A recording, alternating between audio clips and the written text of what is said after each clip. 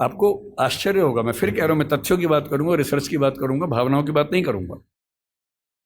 दुनिया में स्थापित सिद्धांत है, यूनेस्को पीछे पड़ा हुआ है इस चीज के लिए।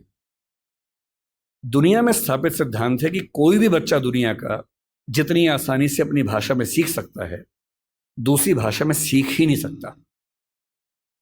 इस पे एक्सपेरिमेंट्स हुए बहुत सारे। जो लेटेस्ट एक्सपेरिमेंट्स है उनमें से एक आप सर्च कीजिएगा, इथियोपिया में 1994 में एक एक्सपेरिमेंट हुआ। वो जो करने वाले नाम है, उनका व्यक्ति का नाम इरेद सईद ऐसा कुछ नाम है, बहुत प्रसिद्ध है। आप इथियोपिया 1994 मदर टंग इतना करके सर्च कर लीजिए, तुरंत सामने आ जाएगा। उस व्यक्ति ने बहुत गंभीर रिसर्च की। 1994 में इथियोपिया ने, जो कि एक अफ्रीकन देश है, क्या किया, एक नियम बनाया कि हमारे सारे स्कूलों में प्राथमिक शिक्षा हमारी भाषा में दी जाएगी और चौथी क्लास के बाद हम बच्चों को अंग्रेजी में शिफ्ट करेंगे।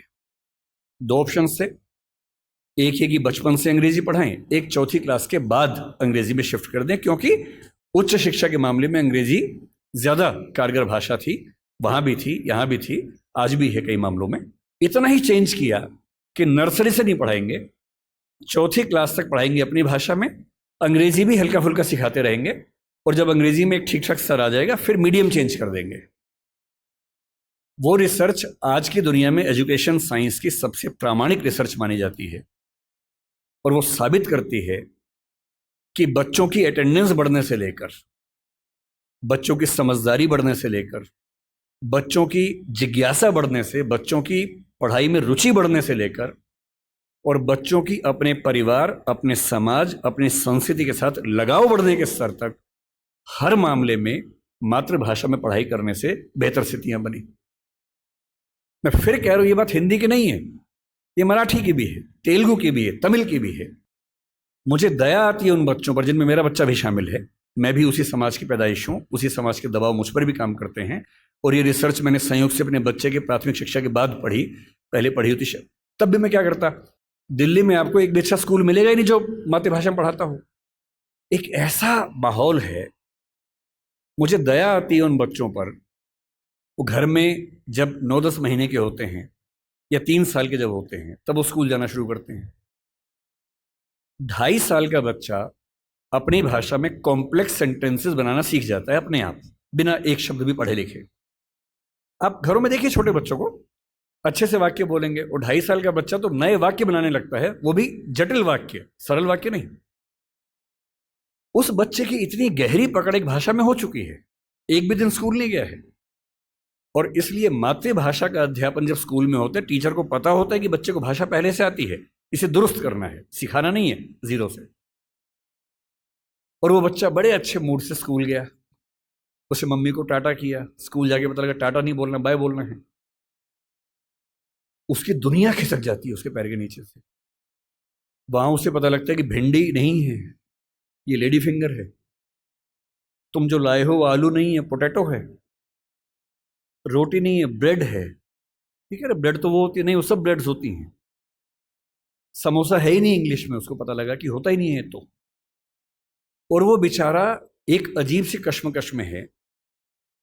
उसे अपनी भाषा में सीखना था कि जीरो क्या होता है, संख्या क्या होती है, एक क्या होता है।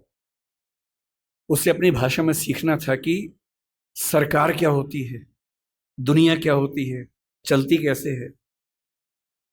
उसे सीखना पड़ रहा है कि पहले ये समझो कि दुनिया नहीं वर्ल्ड होता है। अब उसकी आधी से ज्यादा ऊर्जा वर्ल्ड पे अटकी हुई है, और बाकी बची खुची ऊर्जा से वो समझ रहा है कि वर्ल्ड होता क्या है। उसकी आधी ऊर्जा लग गई नंबर, शब्द याद करने में, ना कि ये समझने में कि संख्या क्या होती है, नंबर क्या होता है। एक अजीब सी साजिश दुनिया भर में चल रही है कि दुनिया के हर बच्चे को उसकी मातृभाषा से बचपन में ही वंचित कर दो। उसे एक ऐसी भाषा में सिखाओ जहां उसके लिए वो भाषा सीखना अपने आप में चैलेंज हो। और इसलिए आप देखेंगे कि अगर ज्ञान की दुनिया में दुनिया भर की भाषाओं के आम आदमी शिरकत नहीं कर पा रहे हैं, गलती से भी ये मत सोचिएगा कि दिमाग वाले लोग बहुत कम होते हैं और वही आगे बढ़ते हैं। दिमाग वाले अधिकांश लोगों को बचपन में ही खत्म कर देने की साजिश दुनिया भर में चल रही है। और जो अपनी भाषा में पढ़ ही नहीं पाएगा वो कैसे आगे बढ़ेगा, कैसे सीखेगा। मैंने 10वीं क्लास तक हिंदी माध्यम से पढ़ाई की है, उसके बाद अंग्रेजी सीखी है, ठीक से सीखी है। अंग्रेजी मुझे कहीं कोई समस्या नहीं आती है, इसमें क्या कोई परेशानी है। मैं आज भी अपनी भाषा में गीत सुनने में ज़्यादा खुश होता हूँ। मुझे फिल्म देखनी मैं हिंदी में पसंद करता हूँ, नाटक देखना हो हिंदी पसंद करता हूँ, मजाक करना हो हिंदी में पसंद करता हूँ, पढ़ना हो कोई ऐसा विषय जो हिंदी में नहीं है तो इंग्लिश में पढ़ता हूँ, इसमें क्या परेशानी है। लेकिन मुझे कोई बचपन से ही मजबूर करे कि मुझे दूसरी भाषा में, संयोग से अंग्रेजी है, फ्रेंच भी हो सकती थी, पुर्तगाली भी हो सकती थी, जो जीत जाता उसकी भाषा में ढो रहे होते। ज्ञान विज्ञान की दुनिया में मेरा निजी विश्वास है इस वर्चस्व को तोड़ना बहुत ज़रूरी है। हम हिंदी में हजारों शब्द क्रिएट नहीं कर पाएंगे 2 दिन में, सही बात है, मुश्किल है। और हमें इतना शुद्धतावादी या प्यूरिटन होने की ज़रूरत नहीं है कि हम सारे शब्द अपने ही गढ़ेंगे। हम तो इंटरनेट को अंतर्जाल ही बोलेंगे, हम कंप्यूटर को संगणक ही बोलेंगे, तो आप अकेले ही बोलते रहेंगे, कोई पूछेगा नहीं आपको। जो शब्द अंग्रेजी के प्रसिद्ध हो गए उनको मान लीजिए। जापानी भाषा का शब्द है रिक्शा, आप रोज रिक्शा में घूमते हैं, कभी आपने कहा कि रिक्शा को मैं नरयान बोलूंगा? कई लोग बोलते हैं नरयान, कि मनुष्य द्वारा चलने वाला एक विमान या वाहन। क्या बकवास है। अरे जो शब्द जिस भाषा से आया, प्रसिद्ध हो गया, अपना लीजिए उस शब्द को।